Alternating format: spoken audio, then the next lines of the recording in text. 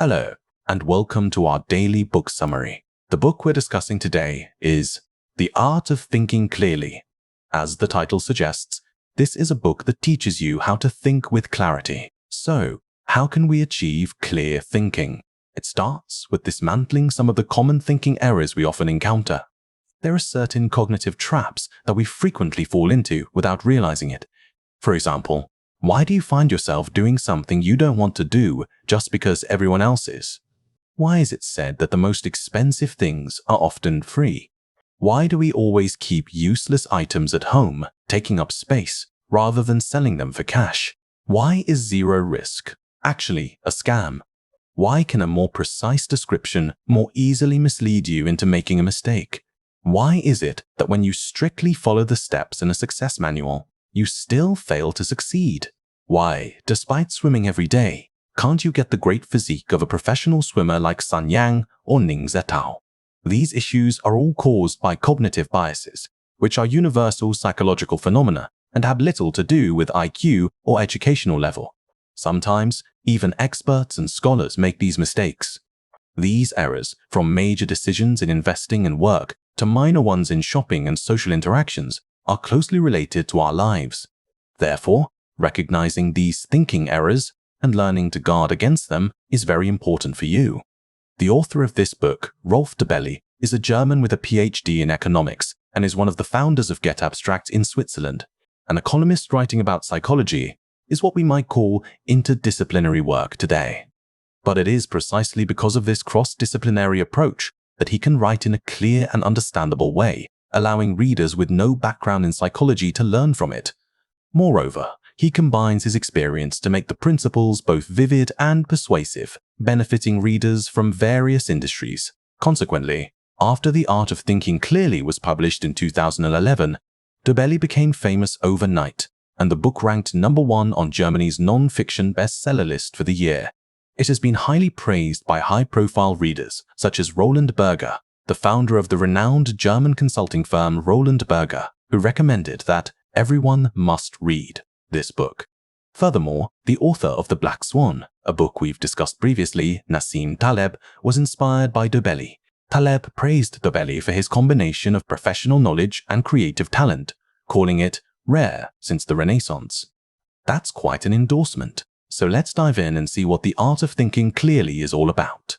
In this book, Dobelli lists 52 thinking errors, which we can group into 5 major categories: errors caused by a lack of independent thinking, emotional biases, errors related to statistics, especially probability, outcome-oriented biases, and self-perception biases. For each major category of errors, the book provides typical examples, psychological explanations, and solutions, helping you learn to face and overcome these mistakes and to think clearly. Let's start by discussing these errors. Beginning with the first category, errors caused by a lack of independent thinking. When we make judgments, we don't always follow our own inner thoughts and decisions. Instead, we are often influenced by other factors, such as the group. We've probably all encountered situations where we didn't want to do something, but seeing everyone else do it, we followed along. Walking down the street, we see others looking up at the sky, and we look up too. At a performance, when others applaud, we join in. This situation is what we commonly call herd behavior. How serious is this psychological phenomenon?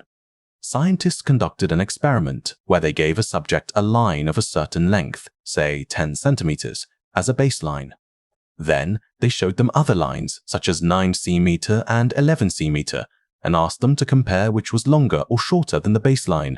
When tested alone, anyone could answer this simple task correctly. Then came the second part. 8 people were tested together, but the first 7 were actors. Only the last person was the real test subject. The first 7 deliberately gave the wrong answer. What would the real subject do? 30% of the subjects would follow the others and give the wrong answer. This is the pressure of the group on the individual. Under this pressure, people often abandon their own rational judgment and follow the majority. This is called social proof, or as the saying goes, going with the flow. Where does this mentality come from? The author explains that it is an instinct inherited from our ancestors. Imagine, tens of thousands of years ago, a few early humans were walking on the African savanna. Suddenly, they saw some movement in the grass ahead and the others bolted. If you were there, what would you do? Would you stay and observe the situation, or would you immediately run with them? You would definitely choose the latter. In such a situation, your brain sends a warning signal that there might be danger ahead, and you have no time to investigate. You can only instinctively take the action most likely to avoid risk, which is to do what everyone else is doing. Over time, this behavior was passed down through generations in our genes. So, conformity is an instinct. When you are in a group where everyone is saying and doing the same thing, it creates a pressure called peer pressure, making you unconsciously follow along, blindly conforming to the group. This hinders your ability to think clearly. Of course, this doesn't mean our survival instincts evolved over tens of thousands of years are wrong. In emergencies or natural disasters where there's no time to think, following instinct is reasonable. However, in many other situations, you have the opportunity to think independently. So when you make a judgment, it's best to distinguish whether you are doing so clearly and rationally, or simply because you see others doing it. Another form of blind conformity is submission to authority. For example, we tend to believe someone with the title of expert. We tend to obey commands from people in uniform. This is called the authority bias. There's also a related phenomenon called the halo effect, which is easier to understand. You see celebrities endorsing products in advertisements, right?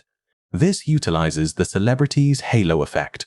If you think about it, the celebrity may not know much about the product they are endorsing. For instance, it makes sense for a football star to endorse sneakers, but what's the logic in them endorsing a coffee machine? To counter the authority bias and the halo effect, the author suggests developing an awareness to challenge authority. This means you need to distinguish whether you are obeying an authority because of their professional expertise or simply because of their status. There's another error which can be seen as an advanced hybrid of the previous two, called groupthink. A team of elite advisors can sometimes make elementary mistakes. The book cites the examples of the 1961 Bay of Pigs invasion in the United States and the bankruptcy of Swissair in 2001. In both cases, elite teams made wrong decisions that led to failure. Psychologists call this groupthink. This means that when you are in an elite team discussing an issue, if everyone else agrees, you might be reluctant to voice a dissenting opinion. After all, they are all elites. How could something so many elites agree on be wrong? In reality, others might be thinking the same way. This is why a group of smart people can sometimes do foolish things. The dual pressure from the group and authority leads to groupthink. So how do you overcome groupthink? If you are a team member, don't be afraid to voice a different opinion, even if it seems foolish. If you are the team leader, you should encourage and tolerate such dissenting views. The author even offers a further suggestion. You should designate a specific devil's advocate role. When everyone else agrees, this person must present a counterargument, no matter how forced or absurd it may seem. On that note, here's an example from outside the book, the 10th man rule of Israeli intelligence. We know that Israeli intelligence is remarkably effective, and one reason is an elite intelligence analysis unit called the Red Team, composed of 10 members. In their critical intelligence analysis meetings, when 9 members reach the same conclusion, no matter how correct it seems, the 10th person must propose a counter scenario, considering what to do if the other 9 are wrong. This was a lesson learned from the bloody 1973 Yom Kippur War. At that time, everyone believed war would not break out, and no one raised objections. As a result, they were unprepared, and when the war started, Israel suffered heavy losses. After that, their intelligence agency underwent a major reform and implemented the 10th man rule, and they haven't made such a major error since. The errors mentioned above, social proof, authority bias, the halo effect, and groupthink, all occur due to a lack of independent thinking. The solution, of course, lies in those 2 words, independent thinking. Free your judgment from the influence of groups, authorities, and other external factors. Now let's look at the second major category, emotional biases. People are easily influenced by emotional factors. These emotions include the desire for friendliness, the need to be liked, narcissism, nostalgia, or being swayed by appearances. Some thinking errors stem from this, which we collectively call emotional biases. The reciprocity bias is perhaps the most typical and widely applied of these. What does it mean? Most of us are inherently uncomfortable with being indebted to others. Once we feel we owe someone, we have a sense of obligation. Then, when that person asks you to do something, it's hard to refuse, and what you end up giving in return may be far more costly than the original favor. Some people exploit this psychological tendency to make you err. An example is given of a religious sect from decades ago in the US, whose members wore distinctive pink robes. They would approach people at stations and airports with great sincerity and enthusiasm, offering flowers or small crafts for free, with no strings attached. But when you got offered another stop, other members of the sect would approach you for donations, and many people would fall for it. In psychology, this is called the reciprocity bias. Once I accept the favor from you, I psychologically default to a latent obligation to return the favor. When you ask for that return favor, it is difficult for me to refuse. This is what's commonly known as one's tongue is softened by food from others, and one's hand is shortened by gifts from others. The sect mentioned above has been banned, but similar tactics are still in use. For example, you might encounter someone offering free food samples in a supermarket. It's best to decline, because after you've tasted it, if they ask you to buy it, you might do so out of embarrassment, even if you don't think it tastes good. Spending a little extra at the supermarket isn't a big deal. But we often get into bigger trouble because of this mentality, investing a lot of time, energy, and money into things we don't actually want, which is not worth it. This also explains the saying, "The most expensive things are often free." Another common emotional bias is the endowment effect. This means that when you own something, you tend to value it more highly than its actual worth. There's a saying, to treasure one's own humble broom, which captures this feeling. It may just be a worn-out broom, but because it's yours, you feel it has extra value. This is because you attach your emotional value to the object's objective value, leading to poor judgment. This is a common human psychological trait. So what are its downsides? On a small scale, the endowment effect can lead to hoarding. Have you noticed how older relatives tend to keep old items they can't bear to part with? Most are useless and just take up space. On a larger scale, the endowment effect can cause you to miss important opportunities. Let's look at an example. An investor named Charlie Munger, a partner of the legendary Warren Buffett, recalled an opportunity early in his career that was a surefire way to make a lot of money. However, he had no cash at the time. It was all tied up in stocks. If he had sold his stocks to invest in this new venture, he would have earned much more. But he insisted that his stocks should sell for a higher price and was unwilling to sell. As a result, he procrastinated and missed the opportunity, losing out on $5 million. This is the endowment effect, overvaluing your own possessions, which leads to missed opportunities. A more severe manifestation of the endowment effect is attaching emotional value to things you don't yet own, but are about to or intend to own, making you willing to pay more than their actual worth. The most typical example? Auctions. Why do participants in an auction often bid irrationally, driving the price higher and higher? This is a result of the endowment effect, which is why auctions are called the winner's curse. This is also why Warren Buffett says he never participates in auctions. We humans are often called emotional creatures, and our behavior is indeed frequently influenced by feelings and emotions. But we also possess reason. When thinking and making decisions, we must use reason to examine our feelings. Next, let's look at the third major category, errors related to statistics, especially probability. Most errors related to statistics arise from neglecting probability. For example, when buying a lottery ticket, if one offers a prize of 10 million with a 1 in 100 million chance of winning, and another offers a prize of 10,000 with a 1 in 10,000 chance, which would you choose? Most people would choose the first option. However, from a probability standpoint, the second option is clearly more likely to win you money. In the first case, you need to beat 99,999,999 people, while in the second, you only need to beat 9,999. Although a 1 in 10,000 chance is still slim, it's much better than 1 in 100 million. However, most people don't realize this because experiments show that probability is not something our intuition can grasp. This leads to the neglect of probability bias. You see someone making money by starting a company, and want to start a similar one, but you forget to check how many companies in the same industry are actually profitable. You see a report of a plane crash and immediately cancel your flight to take a train instead, forgetting that there are over 100 times more traffic accidents on land each year than in the air. This is the error caused by neglecting probability. There is also a concept called base rate, which simply means the most likely scenario. Here's an example.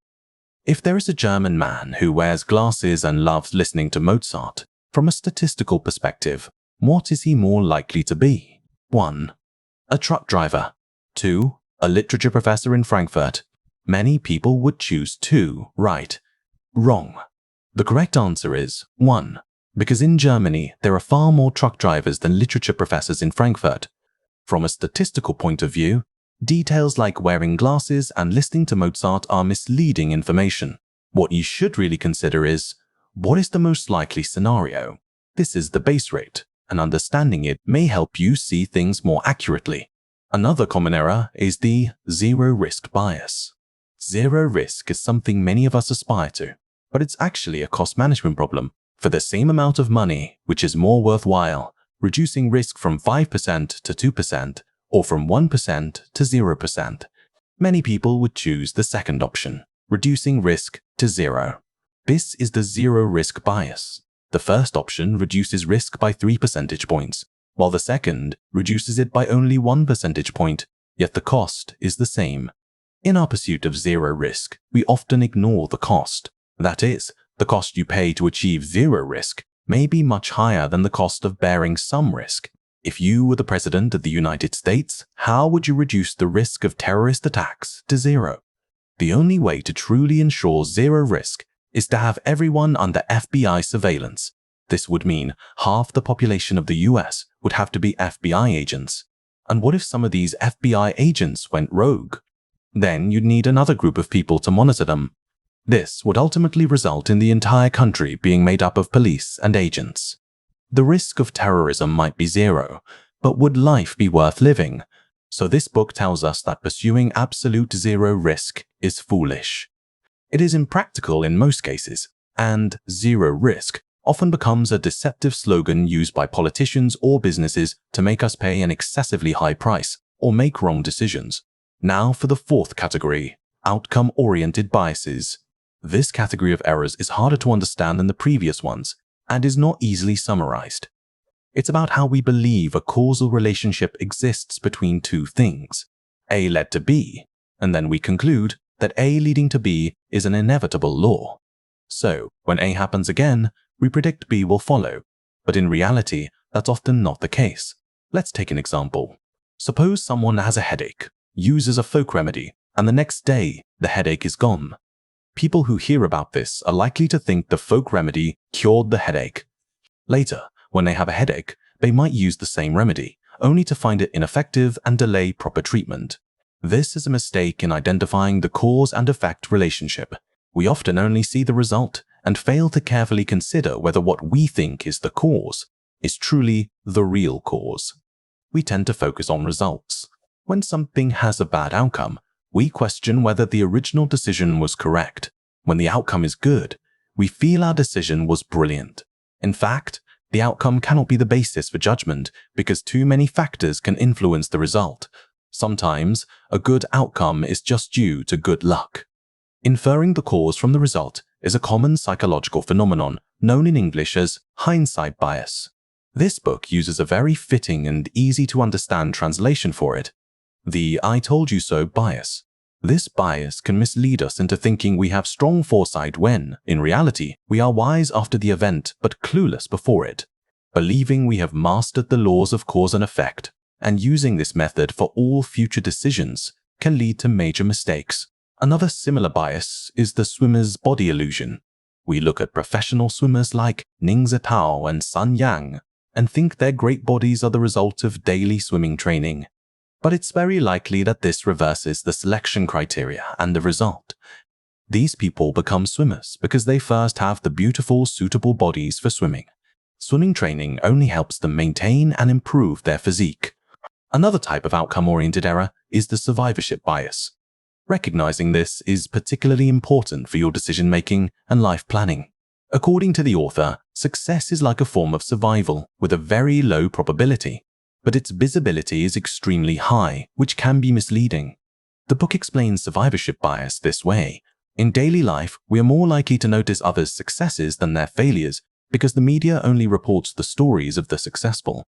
This tendency makes you systematically overestimate your chances of success, creating an illusion about success and failing to recognize how low the probability really is. How do you overcome survivorship bias? The author's solution is rather unconventional, he says. Don't just read the biographies of successful people. Take some time to walk through the graveyards of the unsuccessful. The above are cognitive biases oriented by outcome. If the main reason for these errors is the inability to accurately perceive the external environment, then the fifth and final category of errors we'll discuss is due to the inability to correctly understand oneself. This is the self-perception bias. Knowing yourself correctly is easier said than done, which is why the ancient Greeks had the famous saying, "Man, know thyself." What are the dangers of not knowing yourself correctly? There are mainly two: the overconfidence effect and the self-serving bias. Both are easy to understand. People tend to overestimate themselves. In one experiment, researchers randomly surveyed a group of French men and asked if they were above average, good lovers. Perhaps because the French are quite romantic. 84% answered yes. Since the average is 50%, at least 34% of them were overconfident and overestimated themselves. What are the greater consequences of this cognitive bias? When we make plans, we tend to be overly optimistic and confident, underestimating risks and difficulties. There are examples to prove this. The Sydney Opera House and the Airbus A400 were both completed much later than planned. This was due to overconfidence when making the plans. Interestingly, experiments have shown that men are more prone to the overconfidence error than women. The self-serving bias is also very common. It refers to our tendency to interpret events in a way that is favorable to us. For example, if a company's performance is good, the manager will believe it is mainly due to their excellent leadership.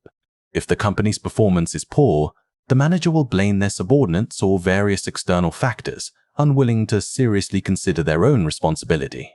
This cognitive bias will certainly affect your normal judgment. So how do you solve it? And what about interpersonal relationships? The best way is to ask a straightforward friend to point out your shortcomings and weaknesses. If you don't have such a friend, then put your pride aside and invite your arch-enemy for a drink and ask for their thoughts. Because a person's enemy can often see them more clearly than their friends. Self-perception errors also include an interesting derivatives bias, the fundamental attribution error. This means that when we analyze an event, we systematically overestimate the influence of people and underestimate situational factors. For example, when we talk about World War II, we think it was because of Hitler. When we talk about World War I, we think it was because of the assassination in Sarajevo. But the reality is much more complex. In complex situations, the influence of a single individual is negligible. The performance of a multinational corporation is not greatly affected by the CEO's ability. The economic performance of a large country is often not primarily determined by the decisions of the finance minister and central bank governor. But people like to exaggerate the role of individuals when analyzing things because we love drama and prefer to imagine specific people as the most important actors. This is, of course, something to be wary of when thinking clearly. The above is the content of the book, The Art of Thinking Clearly. Let's review it. We sometimes fail to think clearly because of common thinking errors, which are often systematic. The book lists 52 of them, which we have categorized into 5 main groups. First, errors caused by a lack of independent thinking, such as social proof, authority bias, the halo effect, and groupthink. To overcome these errors, we need to be constantly aware of the need for independent thought and cultivate an attitude of challenging authority. Second, emotional biases. These are irrational thinking errors caused by emotions and feelings, mainly including the reciprocity bias, the endowment effect, and so on. Therefore, when we need to think rationally, we should be careful to keep the influence of emotional factors to a minimum. Third, errors related to statistics, especially probability. These include neglect of probability, base rate neglect, and the zero risk bias. Since probability is not something we can grasp intuitively, We must be more conscious of considering problems from a mathematical perspective. Fourth, outcome-oriented biases. Confusing cause and effect, or treating two unrelated things as causally linked, leads to incorrect judgments. The examples we discussed were the hindsight bias, the swimmer's body illusion, and the survivorship bias. Fifth, self-perception biases. People tend to habitually overestimate themselves or make excuses for themselves when things go wrong. To correct this flawed self-perception, you need a friend or an enemy who can be brutally honest with you.